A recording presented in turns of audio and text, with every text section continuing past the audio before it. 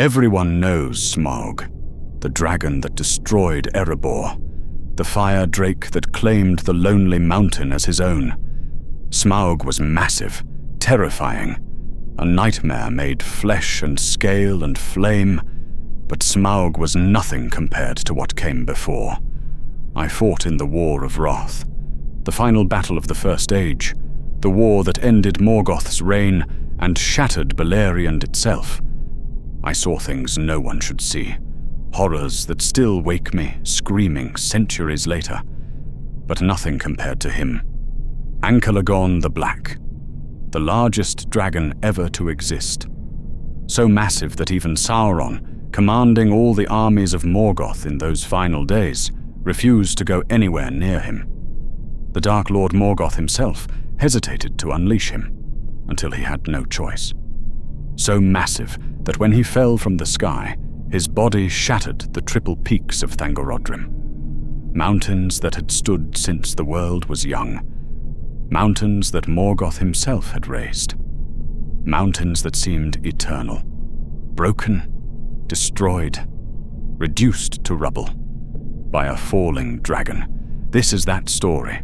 The dragon that broke mountains, the beast that blackened the sky, the last and greatest of Morgoth's weapons.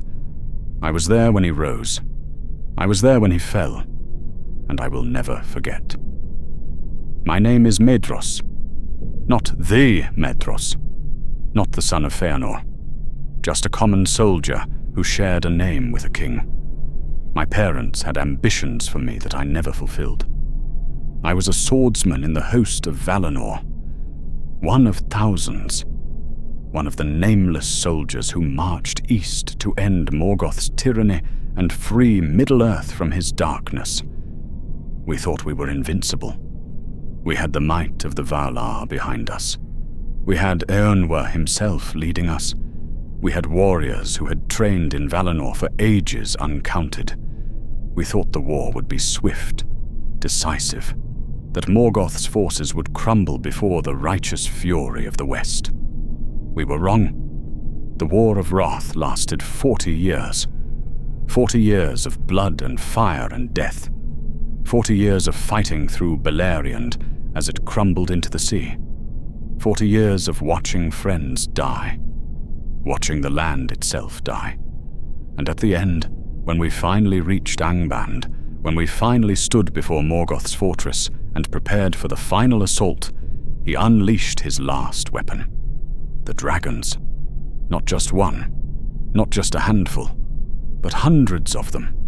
Winged fire drakes that blackened the sky, that breathed flame hot enough to melt stone, that fell upon our army like a storm of teeth and claws and death.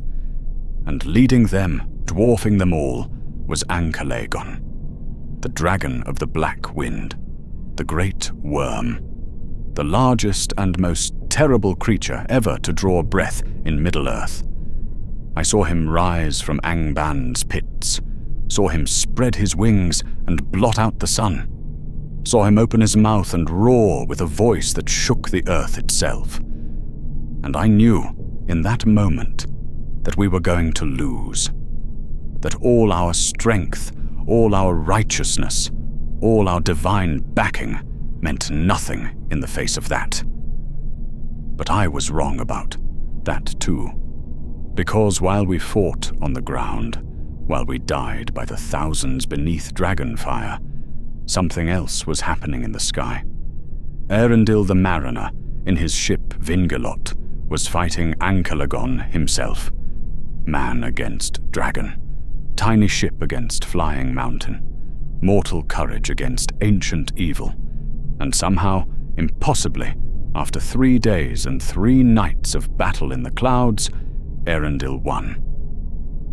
I watched Ancalagon fall, watched the greatest dragon who ever lived plummet from the sky like a black star, watched him hit Thangorodrim with force that split the earth and shattered mountains. The impact ended the war, ended the First Age, changed the shape of the world forever.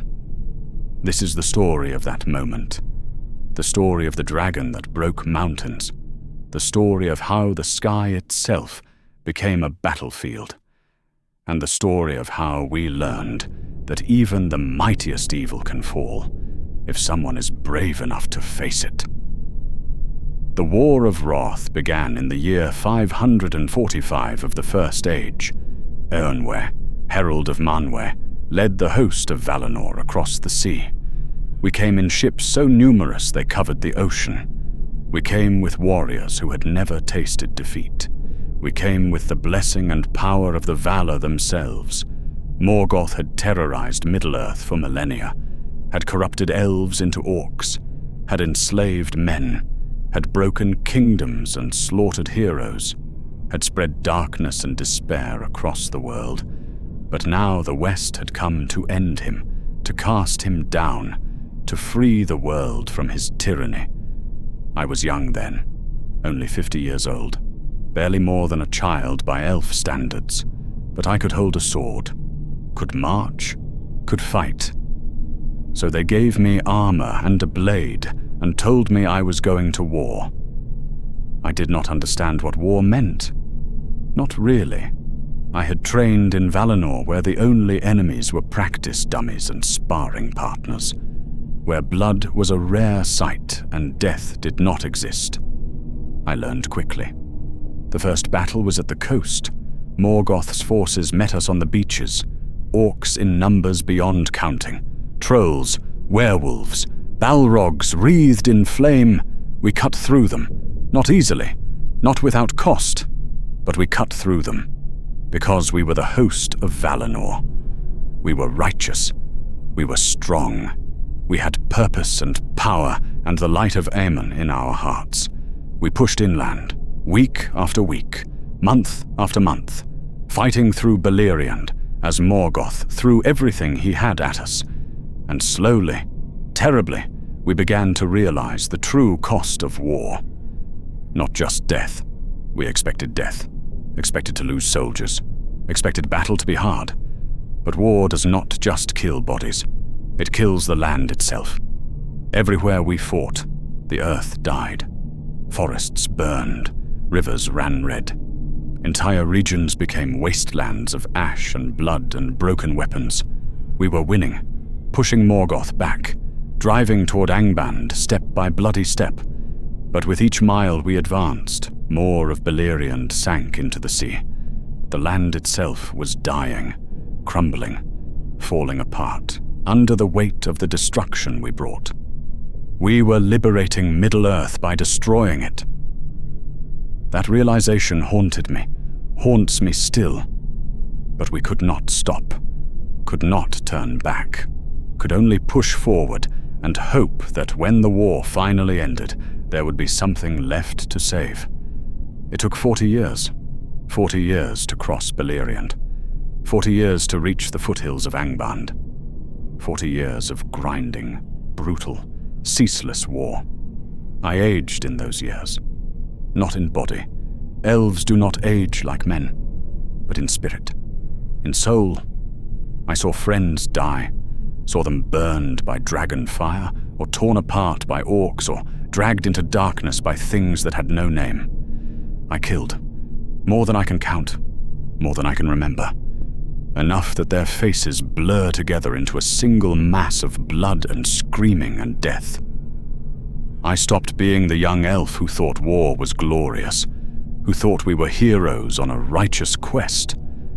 I became something else, something harder, something that could kill without thinking and march without feeling and watch cities burn without flinching. That is what war does.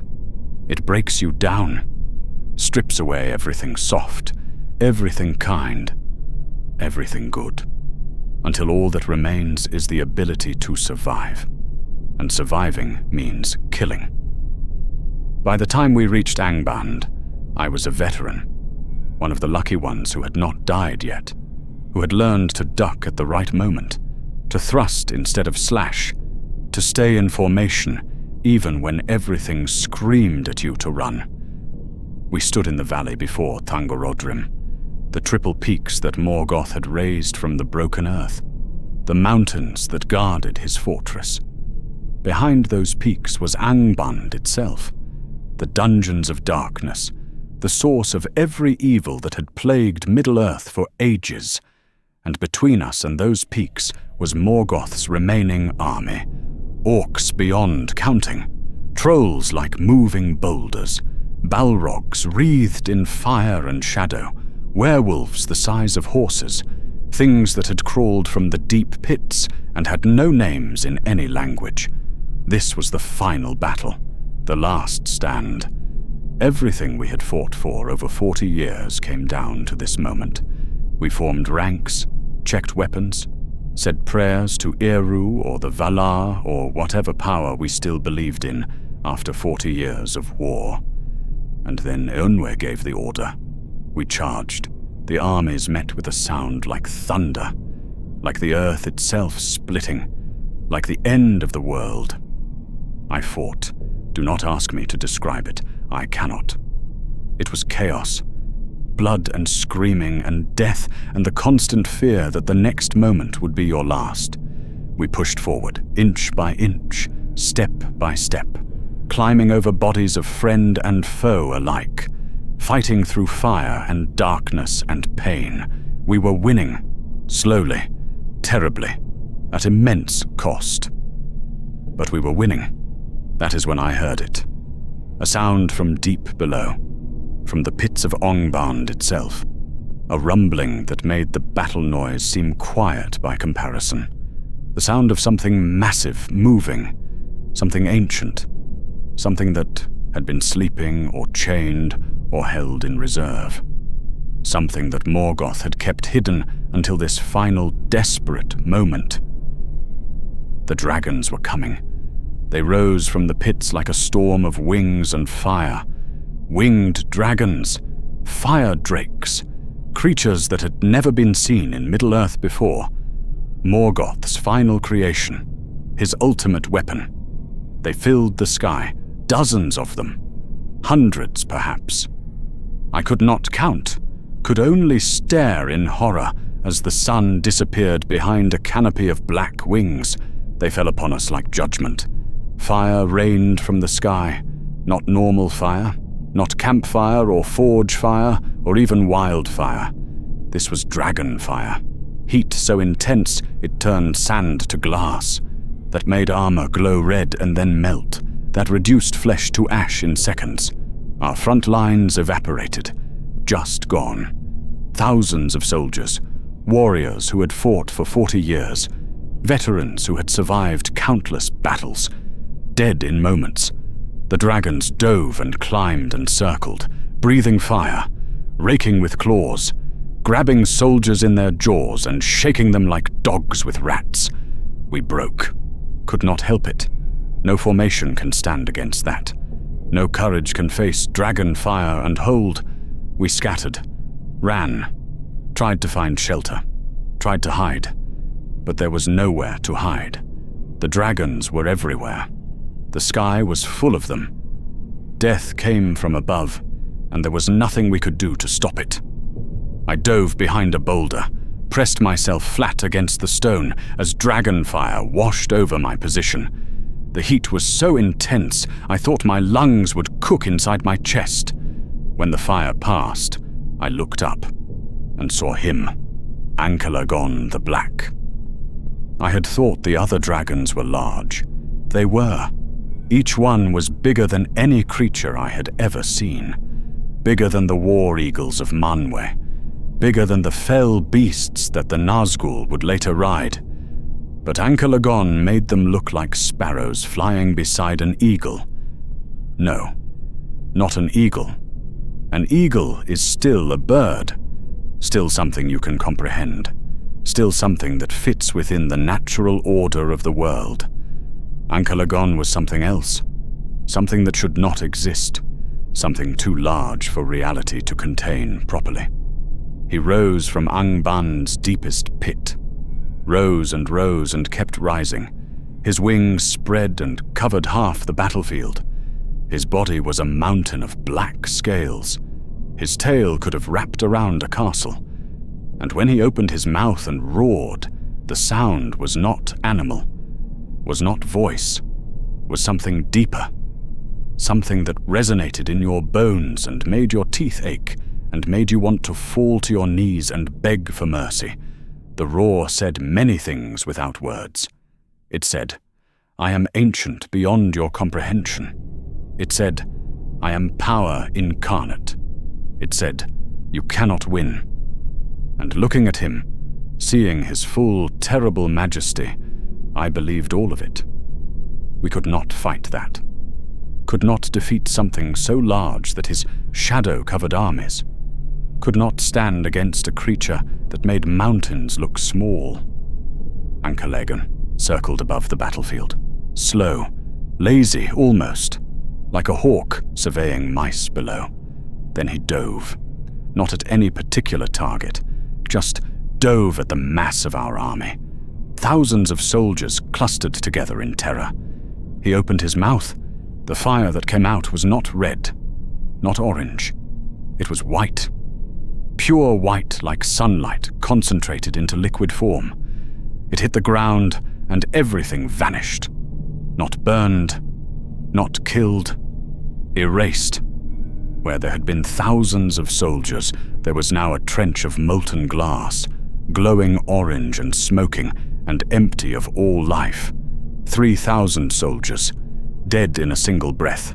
Ancalagon climbed back to his height, circled again, prepared for another dive, and I understood. He would kill us all. One breath at a time, one dive at a time, would erase the host of Valinor like we were nothing, and Morgoth would win, would remain in power, would continue to spread darkness across Middle-earth forever. We had lost. Then I saw the ship in the sky. At first I thought it was another dragon, just a glint of light against the darkness, something white where everything else was black.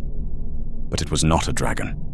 It was Vingilot, the ship of Rendil the Mariner, the vessel that sailed the skies bearing the last Silmaril.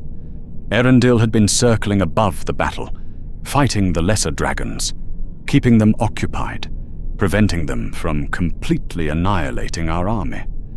But now he turned toward Ancalagon.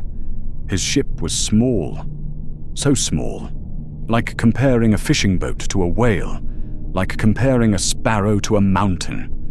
But there was light around him, the light of the Silmaril bound to his brow, the light of the two trees captured in a jewel, the light that had existed before the sun and moon were made.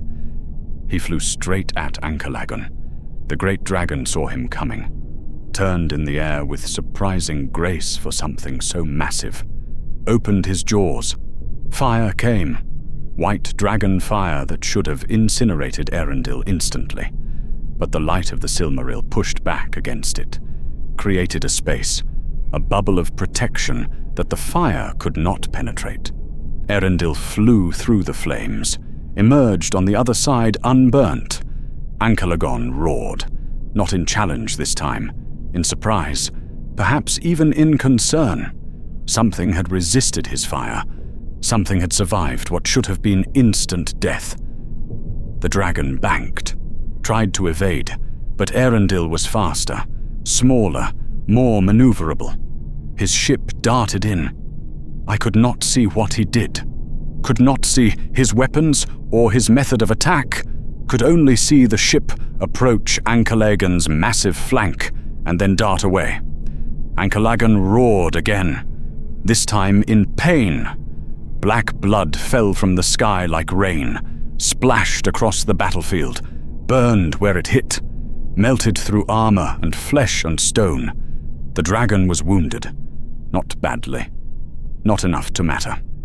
Just a scratch on something so large that wounds meant nothing. But it proved something crucial. Ancalagon could bleed, and if he could bleed, he could die. The battle in the sky lasted 3 days and 3 nights. While we fought on the ground, while we died by the thousands beneath dragonfire, Rendil and Ancalagon waged their own war in the clouds. I could not watch constantly. Had to fight, had to survive, had to duck behind cover when dragons dove and fire rained down. But in the moments between death, in the brief pauses when I could breathe and look up, I watched. It was the most beautiful and terrible thing I have ever seen. Erendil's ship was a white dart against the darkness, dancing through the air, dodging dragon fire, striking and fleeing, striking again. Ancalagon was black fury, massive and ancient and filled with rage. He pursued Erendil through the clouds, breathing fire, snapping with jaws that could swallow ships whole, lashing with claws and tail. But Erendil was too fast, too skilled. He had sailed the seas for years, had navigated storms and monsters and the very edge of the world. He knew how to pilot, knew how to fight against impossible odds, and he had the light of the Silmaril, the light that pushed back darkness. That protected him from dragonfire. That gave him power beyond mortal measure. The battle ranged across the sky, sometimes high above where I could barely see them, sometimes low enough that I could hear Ancalagon's roars and see the gleam of Erendil's spear. Yes, a spear. That is what he fought with. A spear blessed by the Valar, forged in Valinor itself, sharp enough to pierce dragon scale. He drove it into Ancalagon again and again, into the dragon's flanks, into his wings, into his neck and back, and wherever he could reach. Each strike drew blood. Each wound weakened the great beast. But Ancalagon was so large that wounds meant little. What would kill a smaller dragon was just annoyance to him, just pain without consequence. He could have fought forever, could have bled from 1,000 cuts and still flown, still rained fire and death upon us. But there are limits even for dragons, limits to endurance, limits to fury, limits to how much damage flesh and scale can absorb. On the third day, Erendil struck the killing blow. I saw it happen, saw the moment that ended the greatest dragon who ever lived. Ancalagon had been circling, trying to position himself above Erendil, trying to dive from above where the Silmaril's light could not protect. But Erendil anticipated, climbed instead of fleeing, climbed straight up as Ancalagon dove. They passed each other in the air, close enough that I could see every detail. Erendil drove his spear into Ancalagon's throat. Not a glancing blow, not a surface cut. He drove it deep, drove it through scale and muscle and into whatever vital organs dragons possess. And then he pulled, used the momentum of his ship and the strength of his arm and all the power of the Silmaril, pulled the spear sideways, through Ancalagon's neck, opening a wound as long as a house. Black blood erupted. Not a splash. A torrent, like a river breaking through a dam, like the world bleeding. Ancalagon's roar became a gurgle, became a death rattle, became silence. His wings stopped beating, and he began to fall. I have seen many things in my long life, have witnessed events great and terrible, have seen kingdoms rise and fall, have seen heroes and monsters and everything between. But I have never seen anything like watching Ancalagon fall. It was not fast, not like dropping a stone. He was too large for that, too massive. He fell like a mountain falling, like the earth itself giving way. His body tumbled through the air, wings spread but not flapping, just limp, just dead weight. He fell and kept falling, and we on the ground stood transfixed. Stopped fighting, stopped dying, just stood and watched. Because we knew what was coming. We knew where he would land. Thangorodrim, the 3 peaks that Morgoth had raised, the mountains that guarded Angband. Ancalagon struck the central peak. The sound was like the world ending, not an explosion, not thunder, something deeper, something that you felt in your bones more than heard with your ears. The impact created a shockwave that knocked me flat even though I was miles away. that flattened everyone on the battlefield, that sent orcs and elves and men tumbling like leaves in a storm. The mountain shattered, not cracked, not damaged, shattered. The peak that had stood since the world was young, the peak that Morgoth himself had raised from the tortured earth, the peak that seemed eternal, broken into 1,000,000 pieces. Rocks the size of houses flew outward. Boulders crashed down across the battlefield. Dust rose in a cloud that blocked out the sun. But I could still see, could still watch through the chaos, could still see as Ancalagon's body continued its destruction, his weight, his mass, his sheer impossible size. It did not just break the peak, it broke the mountain. The central peak of Thangorodrim collapsed inward, fell into itself, fell into the pits of Angband below, and the other 2 peaks, destabilized, cracked, and crumbled, and fell as well. Within minutes, the 3 peaks of Thangorodrim were gone, reduced to rubble, to broken stone and dust, and the massive corpse of the greatest dragon who ever lived, the symbol of Morgoth's power, the fortress that had stood unconquered for millennia, the mountains that had seemed unbreakable, destroyed, erased, gone by a falling dragon. The battle ended in that moment, not because we won, not because Morgoth surrendered, not because his army was defeated, but because everyone stopped fighting, stopped and stared at what had just happened. At the impossible thing we had all witnessed. A dragon had broken mountains, not with fire, not with strength, not with magic or power or ancient malice, just by falling. That is how large Ancalagon was. So large that his death became a weapon, that his corpse reshaped the world. In the silence that followed, I heard soldiers weeping, orcs fleeing, the rumble of falling stone, and I heard something else. Laughter. Not cruel, not mocking, just relieved, just exhausted. Just the sound of someone who has survived something impossible and cannot quite believe they are still alive. I realized I was the one laughing. Could not help it. Could not stop it. The tension and terror and certainty of death had built up for 3 days. And now it was over. Ancalagon was dead, the mountains were broken, and somehow, impossibly, I had survived. Others joined me, elves and men laughing and crying and holding each other. Not in celebration, not in joy, just in relief. We had survived, against all odds, against the greatest weapon Morgoth had ever unleashed. We had survived. The war continued for a short time after that. Days. Maybe a week. I lost track, but the heart had gone out of Morgoth's forces. The dragons scattered. The Balrogs retreated into deep places. The orcs fled or surrendered. Without Ancalagon, without the mountains, without their symbol of invincibility, they had nothing left to fight for. E&auml led us into Angband itself.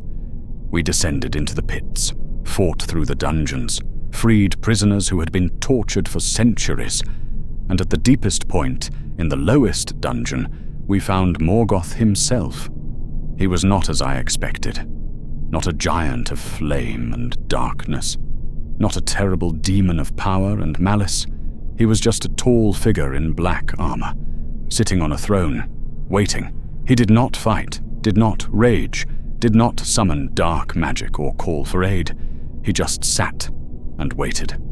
And when E&auml approached, he surrendered. The first Dark Lord, the source of all evil in Middle-earth, the being who had terrorized the world for millennia, defeated, chained, led away like a common prisoner, and it felt wrong somehow, anticlimactic. After everything we had endured, after 40 years of war, after watching Ancalagon break mountains, Morgoth just gave up. But I understood. He had nothing left. His armies were scattered. His fortress was broken. His greatest weapon was dead. What could he do but surrender? The Valar cast him into the void, threw him beyond the circles of the world where he could never return, where he could never again threaten Middle-earth. And the First Age ended. I returned to Valinor after the war, went back to the Blessed Realm, back to the land of peace and light and immortality. But I did not fit anymore, could not fit, because I had seen things that the elves of Valinor never see, had done things they never do. I had killed, had watched friends die, had spent 40 years in war, and I had seen Ancalagon fall. That image never left me, never faded. I see it still when I close my eyes, see the massive dragon tumbling from the sky, see him strike Thangorodrim, see the mountains shatter. It was the most terrible and beautiful thing I ever witnessed. Terrible because a creature that magnificent should never have existed, should never have been created for war and death, should never have been wasted on Morgoth's pointless evil. Beautiful because even in death, even falling, he was glorious, was power incarnate, was a force of nature given wings and fire and scale. I mourned him, strange as that sounds. Mourned the death of a dragon who would have killed me without thought, who did kill thousands of my companions. But something that beautiful should not have died, should not have been wasted on war. Ancalagon deserved better than to be Morgoth's weapon, deserved better than to die breaking mountains, deserved better than to be remembered as a monster instead of a marvel. But that is what war does. It takes beauty and makes it ugly, takes power and makes it destructive, takes everything magnificent in the world and uses it for death. The dragons should have been wonders, should have been the greatest of Iru's creations, should have soared through the skies in majesty and awe. Instead, they became weapons, became monsters, became things that had to be killed for the world to be safe, and the greatest of them all, the most magnificent creature ever to draw breath, died by falling. That is the tragedy, not just the death, but the waste. I left Valinor eventually, returned to Middle-earth, could not bear the peace and perfection anymore, could not bear to be surrounded by elves who had never seen war, never known darkness, never understood what it cost. I wandered for centuries, lived in quiet places, avoided cities and kingdoms and anywhere that reminded me of war. And I told stories to anyone who would listen, to men and elves and dwarves who were too young to remember the First Age. I told them about the War of Wrath, about 40 years of fighting, about the land crumbling into the sea, about the cost of victory, and I told them about Ancalagon, about the dragon that broke mountains, about the creature so large that his death reshaped the world, about the most magnificent and terrible thing I ever saw. Some believed me. Some thought I was exaggerating. Some thought I was mad. But I kept telling the story, because someone needs to remember. Someone needs to know what was lost when Ancalagon fell. Not just a dragon, not just a weapon, but something unique, something that can never be replaced or recreated. The largest dragon who ever lived, the creature who made Smaug look like a wormling, the beast who turned the sky into a battlefield and mountains into rubble. He is gone now, has been gone for ages. His bones lie beneath the rubble of Thangorodrim, buried, forgotten by most. But I remember. I will always remember. The dragon that broke mountains, Ancalagon the Black. If you want to know what evil looks like, do not picture Morgoth on his throne. Do not picture orcs or balrogs or ringwraiths. Picture Ancalagon rising from the pits. Picture his wings spreading and covering the sky. Picture him opening his mouth and erasing thousands with a single breath. That is what evil made. That is what darkness can create when given enough time and hate and power. It takes the most beautiful things and twists them, makes them serve death instead of life, makes them destroy instead of inspire. Ancalagon should have been a symbol of wonder, of the heights that creation can reach, of the magnificence that is possible in this world. Instead, he became a symbol of terror, of death, of the price of war. And when he fell, when he shattered Thangorodrim, he proved something important. He proved that even the mightiest evil can be defeated, even the most terrible weapon can be broken, even the most impossible enemy can fall. But he also proved something else, something darker. He proved that defeating evil requires sacrifice, requires courage beyond measure, requires someone willing to fly into the face of a dragon and strike even though it seems hopeless. Rendil did that, flew against Ancalagon knowing he might die, knowing he probably would die, but flying anyway because someone had to. That is the only way evil is defeated, not by waiting for it to destroy itself, not by hoping someone else will act, but by standing up, by fighting, by refusing to surrender even when victory seems impossible. Ancalagon did not fall because he was weak. He fell because Rendil was brave. The mountains did not shatter because they were fragile. They shattered because a hero refused to give up. That is the lesson, the one I learned watching the sky for 3 days, the one I carry with me still. Evil, no matter how powerful, can be defeated. But it requires heroes, requires sacrifice, requires someone willing to face the dragon. And sometimes, when you strike hard enough and true enough and with enough courage, even mountains break. I am old now, ancient even by elf standards.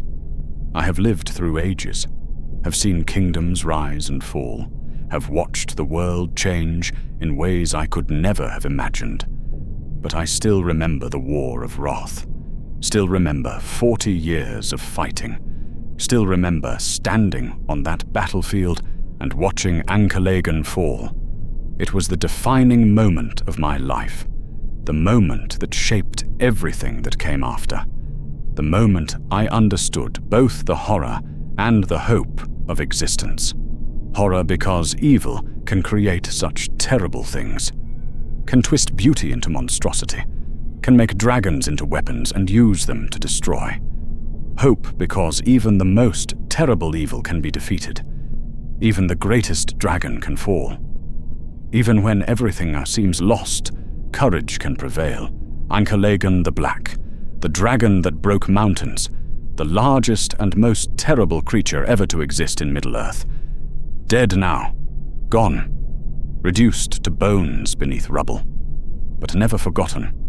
Not by me, not by anyone who was there, not by anyone who saw him rise and fall and reshape the world.